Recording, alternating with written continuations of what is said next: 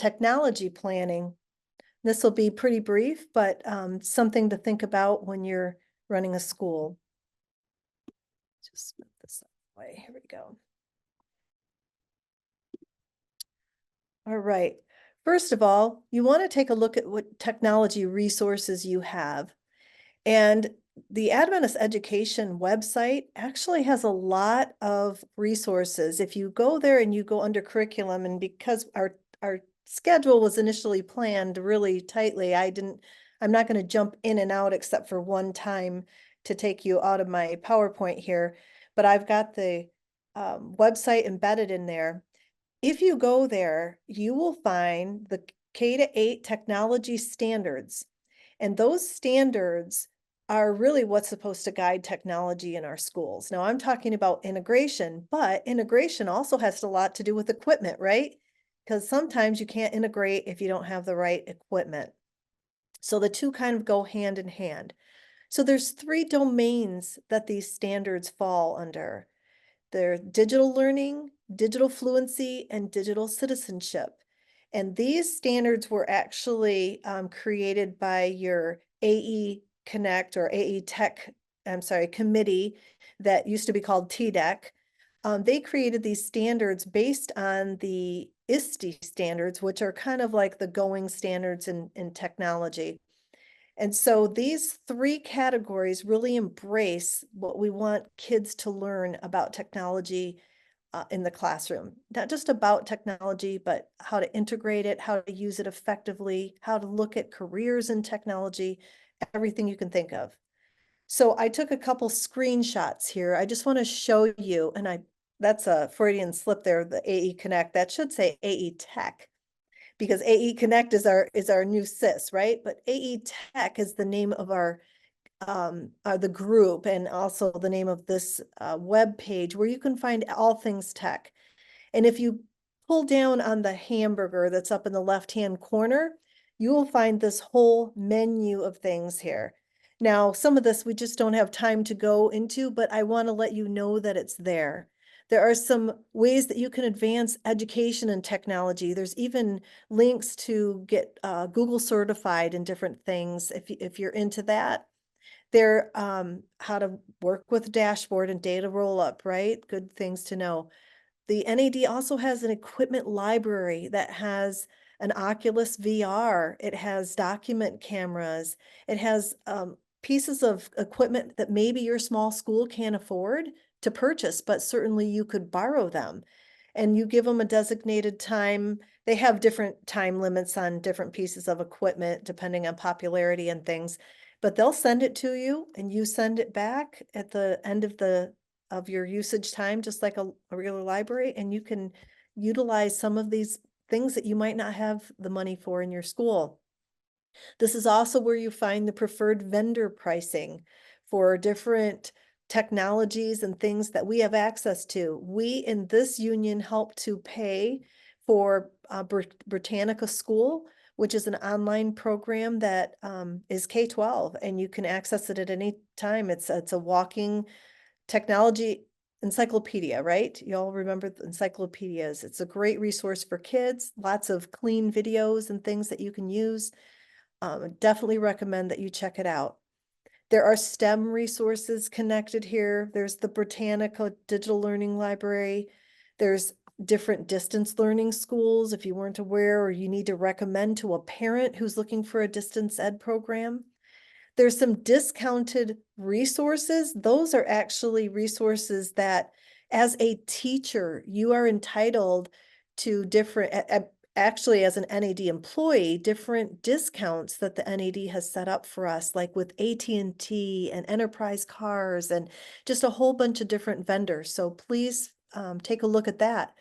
And then we're going to go back to this planning for technology and infrastructure. There are sample policies on here and visual thesaurus, which is another resource that is free for you to use as a teacher.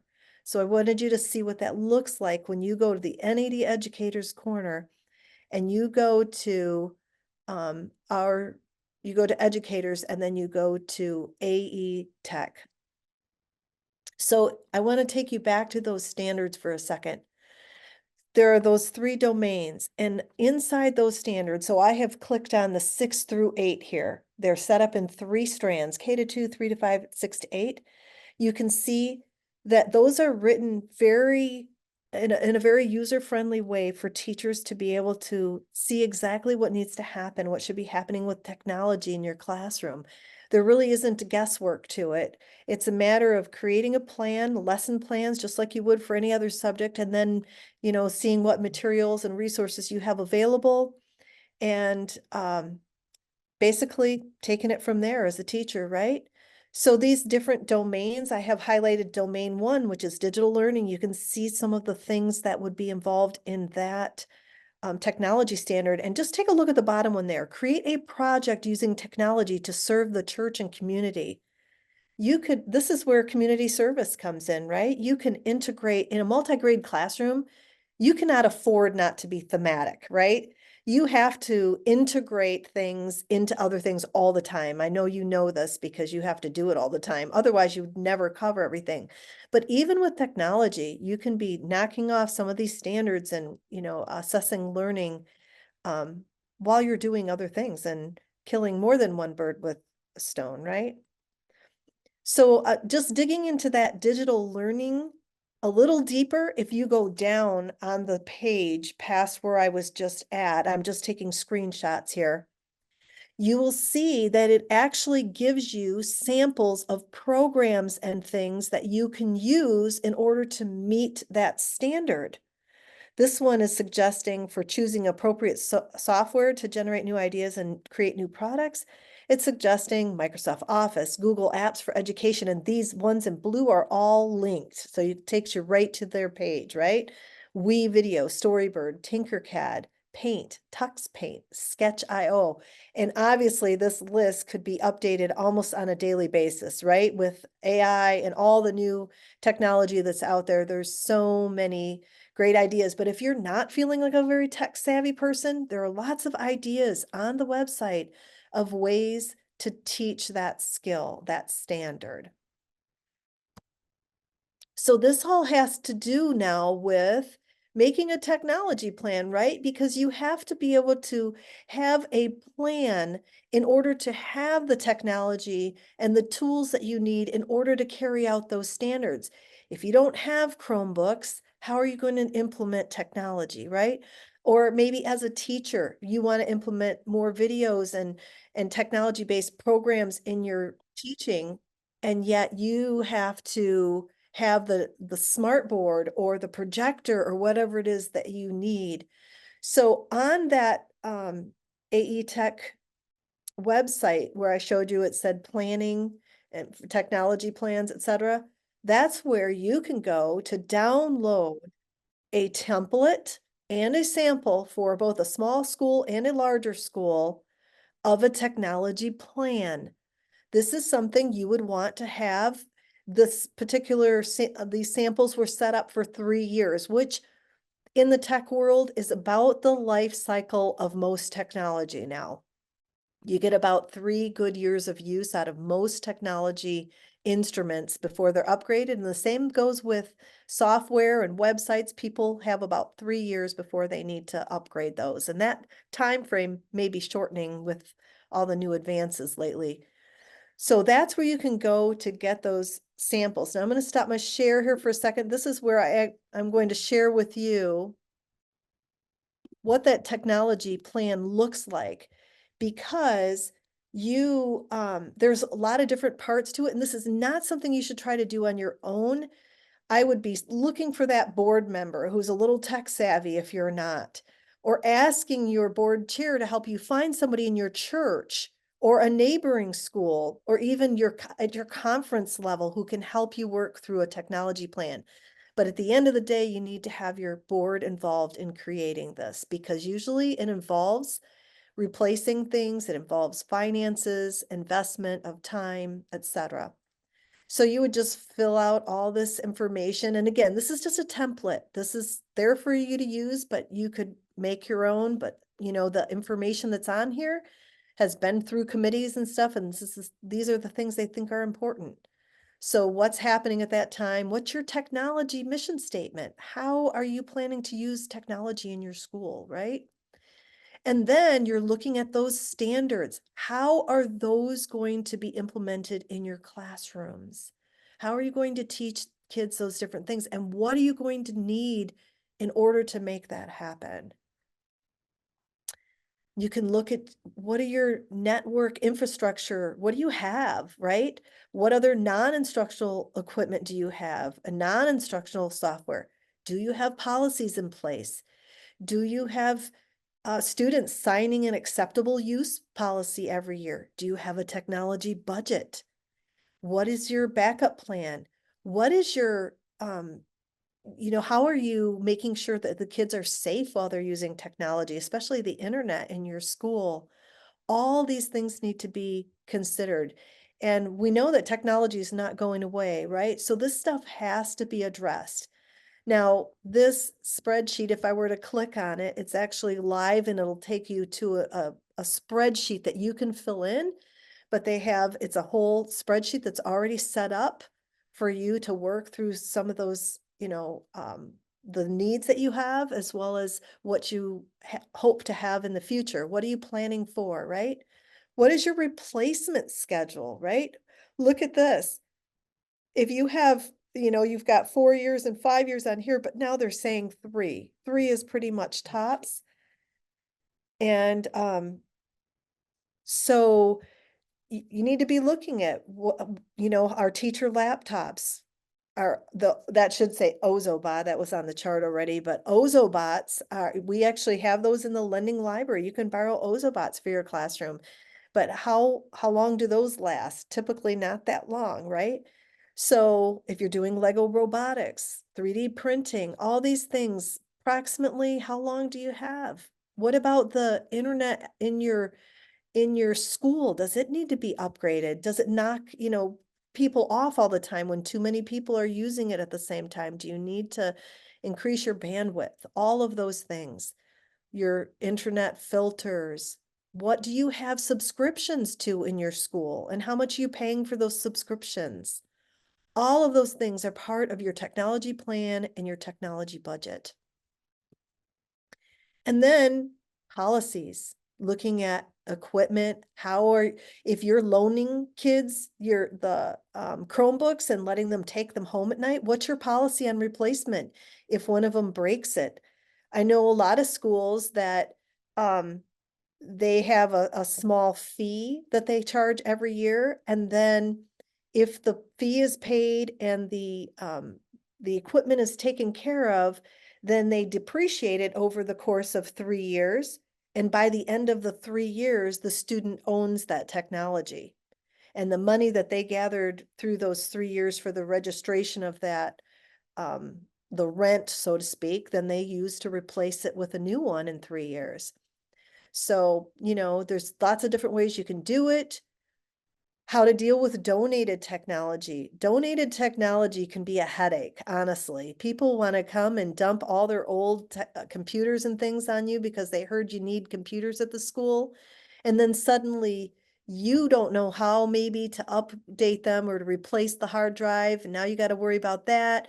You have to figure out whether it's worth replacing, all of those things. So that's why it's really good to try to connect with somebody who can help you make those kinds of decisions, whether the equipment is worth it or whether it really should have been recycled.